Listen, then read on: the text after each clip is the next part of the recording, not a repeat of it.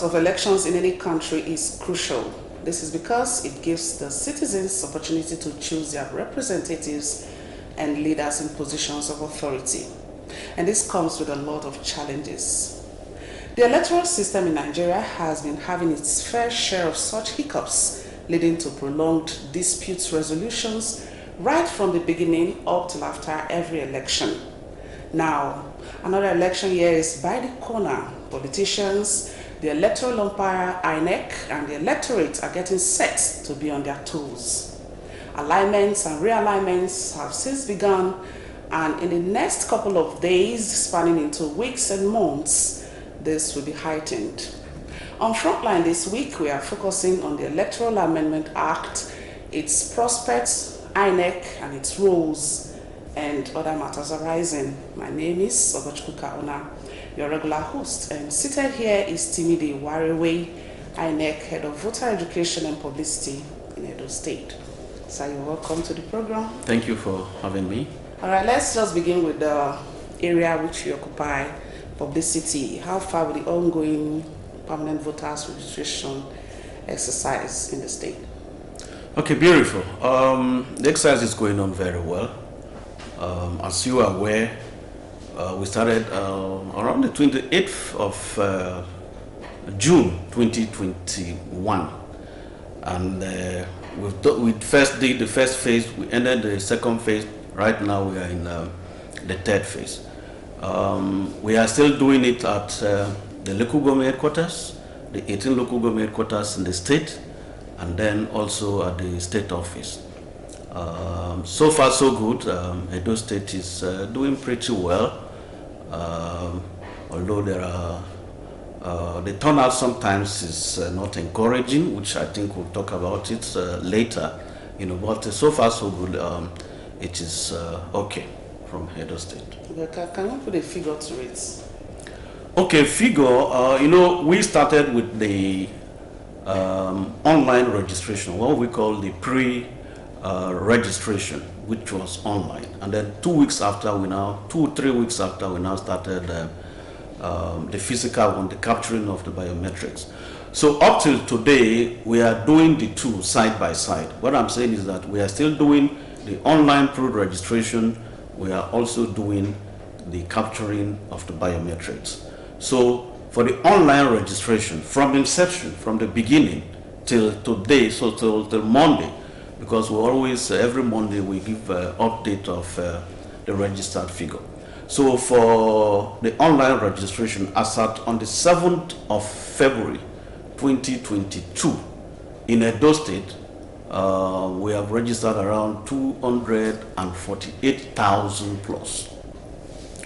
248,000 plus in the online pre-registration. Then the physical capturing, the biometrics, physical capturing, registered 62,000 plus, which is the final stage. Okay, so what's the target? Taking a look at the population we have in the state, what's the target? Well, the registration is purely for those who have not registered before. It's not a fresh registration. Those who have not registered, the last time we did registration was before the 2019 general elections. Registration ended, this exercise ended around 2018, preceding the 2019 general elections.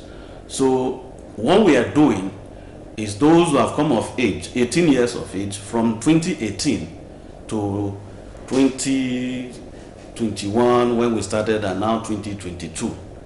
Those are the people we are targeting. So it's not a fresh registration. So looking at that we have registered 62,000 plus is a good one. But I know that more persons are coming from now till the end of the exercise, which is going to be sometime June ending or early July. More persons will register. So talking about target, I can't talk about target for now, but only disclose what, at the end of the exercise, only disclose the number of persons that have registered, and that is the figure we are going to work with. I know this may be indicted. Do you think publicity is accurate in this? Because we don't see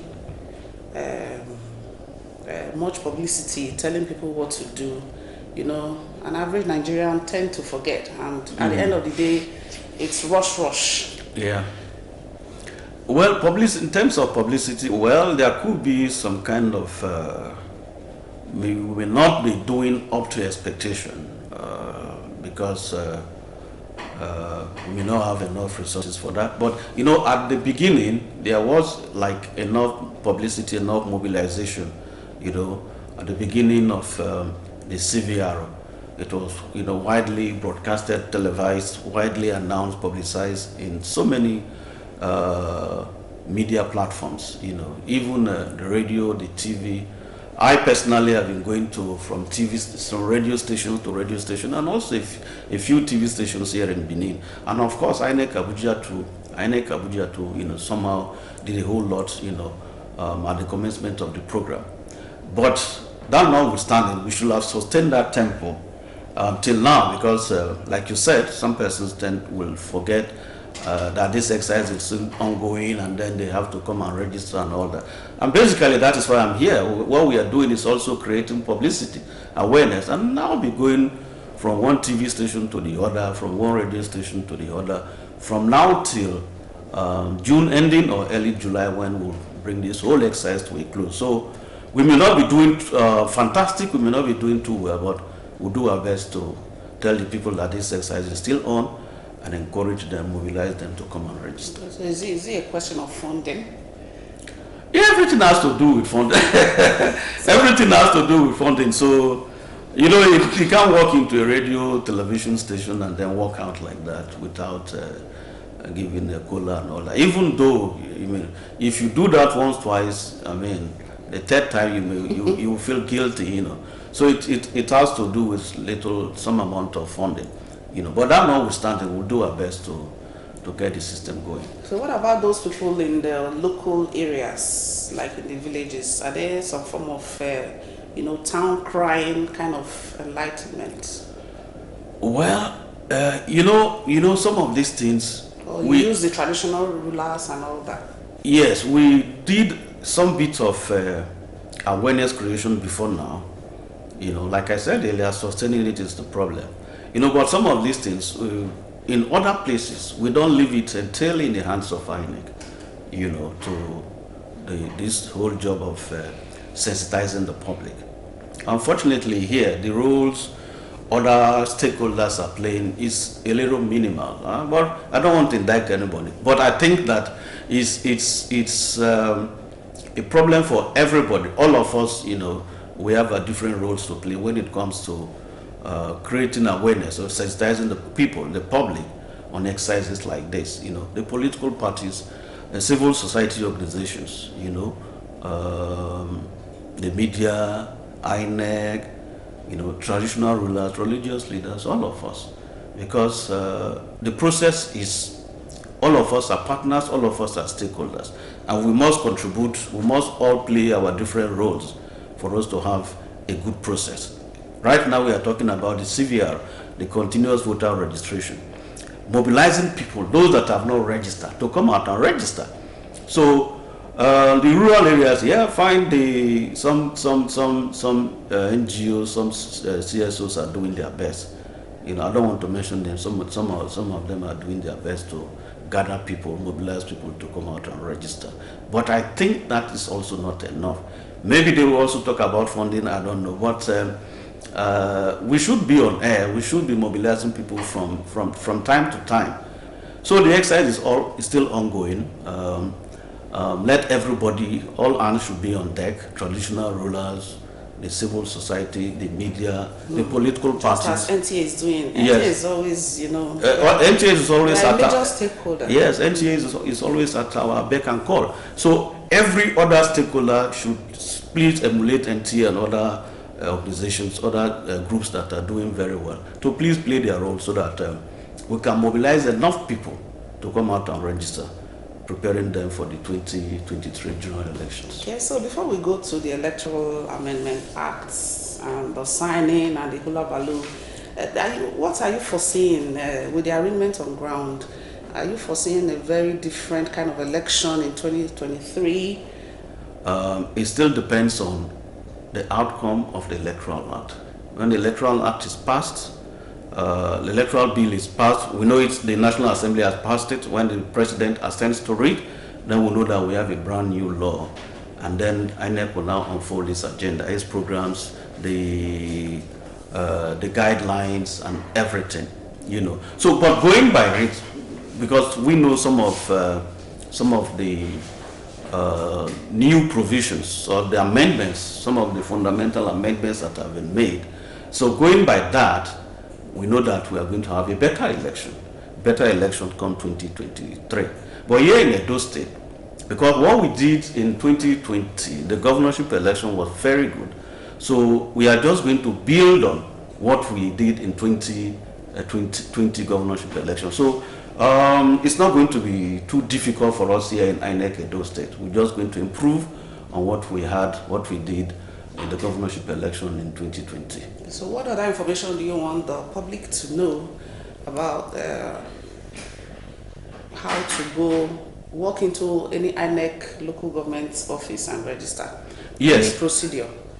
Yeah, well, that we've so much given so much attention before now, but it's still necessary. We should place some emphasis on it.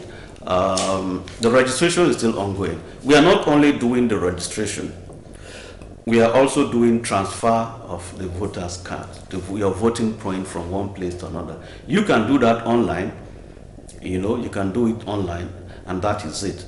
Transfer from one state to the other, one local government to the other, one ward to the other, and from even one polling unit to the other. We just created new polling units. As we speak, in Edo State, we have, I think, about 4,519 polling units put together. We created additional 1,000 plus polling units. So you can transfer from one polling unit to the other. If you find yourself in one of the old polling units, your parent polling unit, and a new polling unit has been created, and if you feel that this new one is closer to your residence, you can transfer from the old one to this new one, which is possible. So this is the time that you are going to do all that. So we are doing transfer of polling units.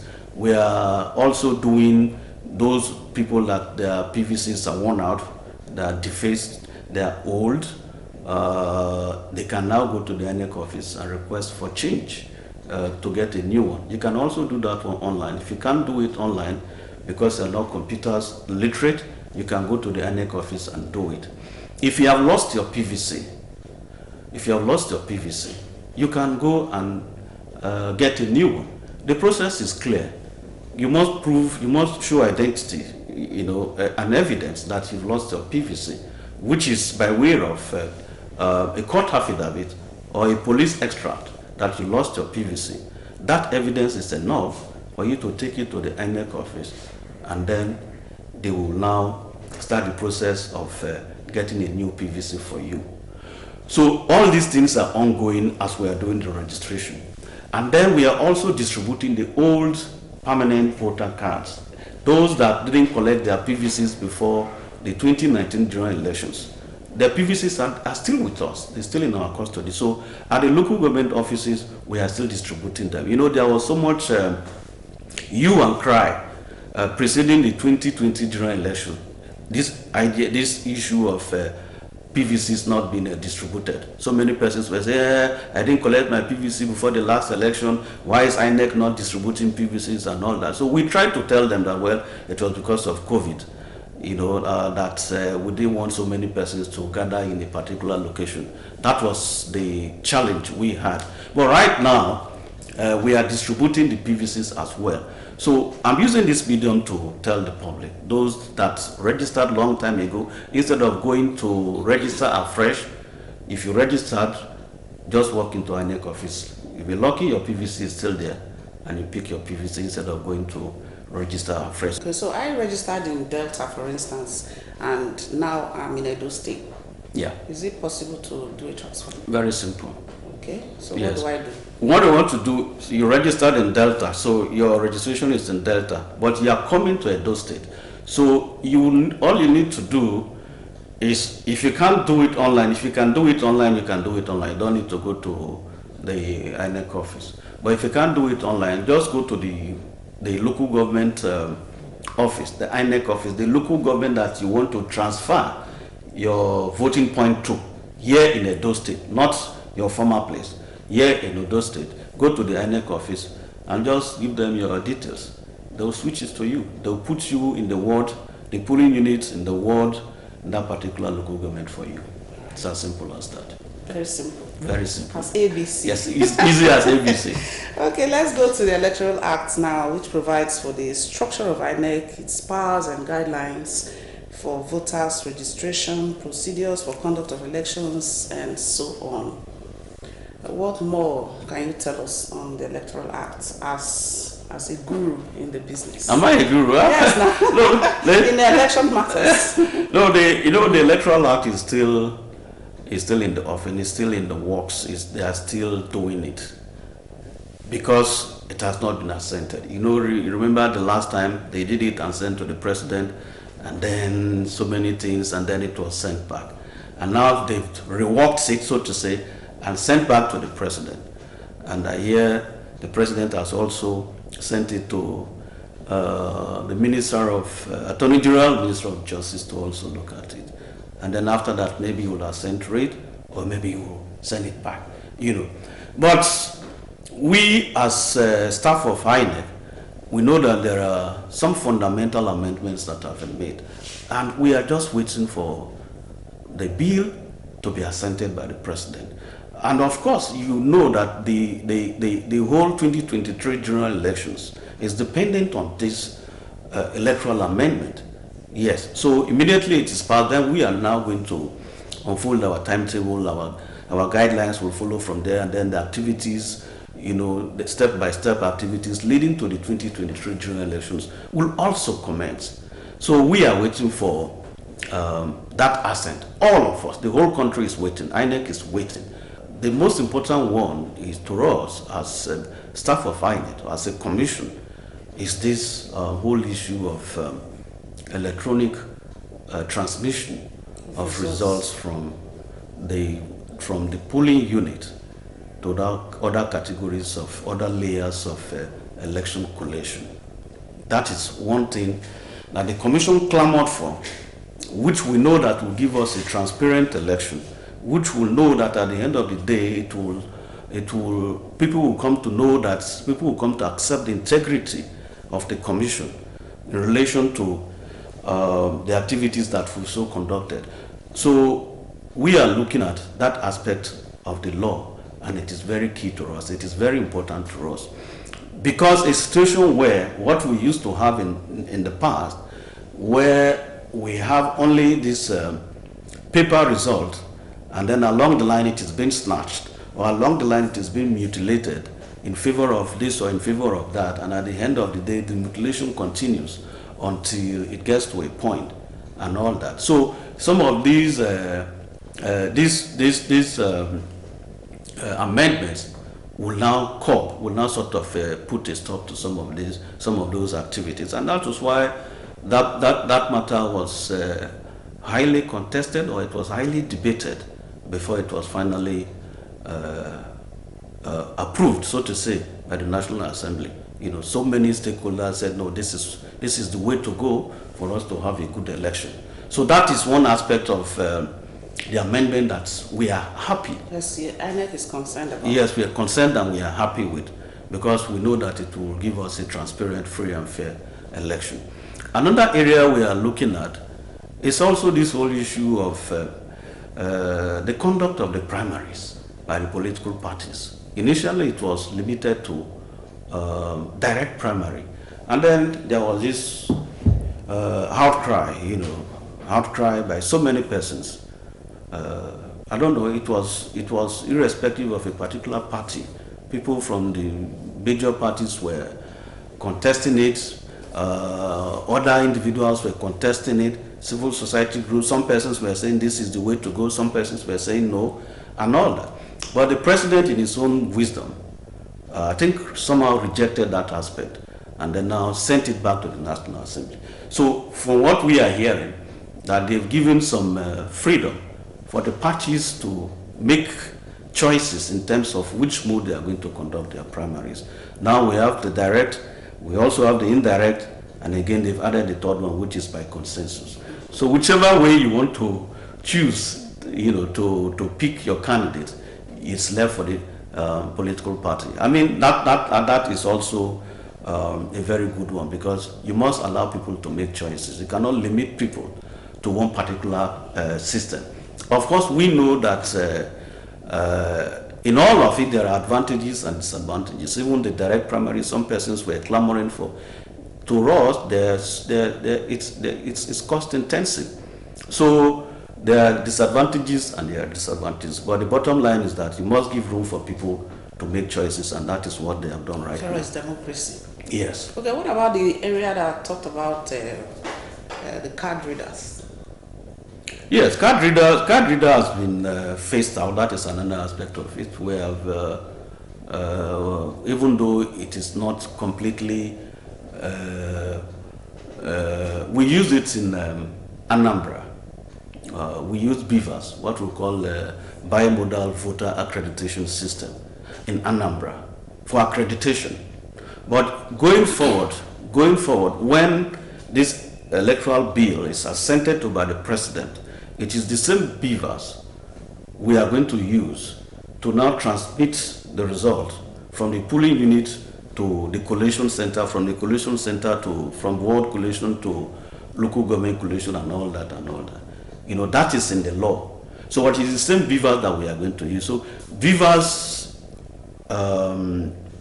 we have discarded the smart card reader. The BVAS is an upgraded form. It's a tablet. It's an upgraded form of the card reader.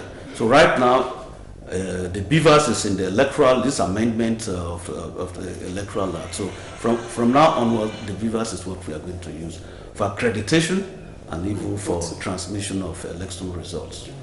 Yeah. Okay. So there is hope, as they put it, there's light at the end of the tunnel. Yeah, sure. Definitely light at the end of the tunnel. We want to have a very credible election. When you spend so much money in conducting an election, so much money, so much manpower, so much time, in conducting an election, and the election is not generally acceptable or universally acceptable, it dents the image, the integrity of the commission. So we on our part, we are working, assiduously to make sure that we have a good election.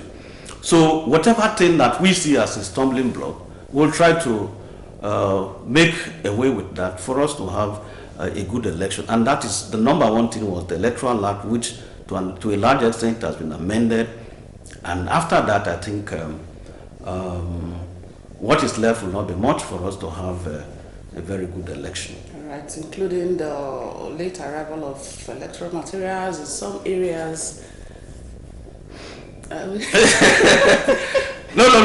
That itself is a different ball game. Mm-hmm. Logistics is actually a problem. Yeah, logistics is a problem, but every day we are improving on it. It happened in Anambra, where vehicle owners held the commission to ransom for flimsy excuses.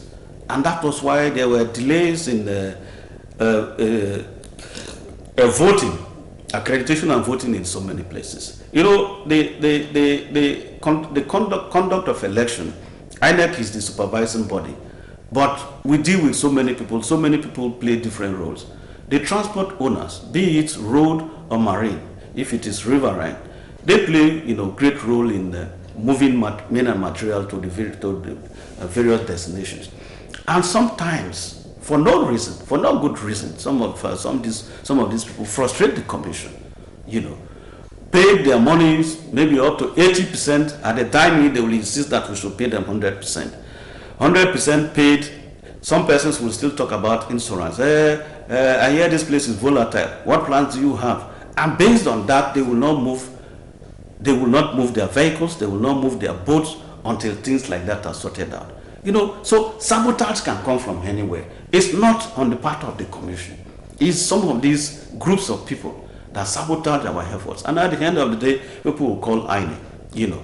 So we are doing our best. We'll continue to enlighten even those people, even though we enter into an agreement with them, reaching an agreement. Some person will say, if a National Union of Road Transport Workers or National Union of Road Transport Owners, NATO or NUWRT or whatever, sabotage your efforts, why don't you prosecute them? You know, some of these arguments will come up from time to time, you know. So the commission is looking at some of these things, you know. But there's a provision in our constitution for that. No. It's not a matter of provision. If you enter an agreement and if you violate some aspects of the agreement, it can be prosecuted. It has nothing to do with the Electoral Act. It's between a commission, one body to the other. So INEC is looking into that. We can prosecute them, you know. So that is the point we are making. So we have to, from time to time, even enlighten these people that election, a general election or even a governorship election, the whole world is looking at us. If you have entered into agreement with INEC to provide services, please do it diligently, do it with the whole of your mind. Take it that you are doing a national work, and that let there be no disappointment, you know, from your own end. Okay, so what's your message now to them at this point in time? Yeah, the people, electorates. Yes, but right now we're still talking about the continuous voter registration. I want to encourage those that have not registered. I want to encourage stakeholders in Edo State to please mobilize people. I'm disappointed that Delta, at the beginning, Delta State was far below Edo State in terms of both the online registration and even the physical. But as we speak, Delta has overtaken Edo State. Some other states, Bayelsa has even overtaken Edo State. So I want to appeal to the people, the stakeholders, the civil society organizations, the community-based organizations, the political parties. Let them not leave it for INEC alone. Let them not leave it for only one organization. Let all of us put our heads together to mobilize the people to come out and register. After now, we are going to rove. We are going to move from one place to the other. Because I know that the complaint coming from some quarters is that going to the INEC office at the local government is hectic. You spend money, you pay transport, and then you spend the whole day going, to that place to come back. There is also this issue of security concerns going from one place to the other and all that. The commission is aware of that. Maybe that's like a mobile registration? Yeah, mobile registration. But it will stay in one place for maybe 3-4 days or 1 week before we go to another place. Thank you very much. Timmy Diwariwe, the head of INEC, voter education and publicity, Edo State. Thank you so much for finding time to join us. It's my pleasure. All that I've gathered here is that nation building is a collective responsibility. Play your role and let government continue to play its role. All right, thank you so much for watching. Join us again, same time, Tuesday 9:30 for another package. Bye.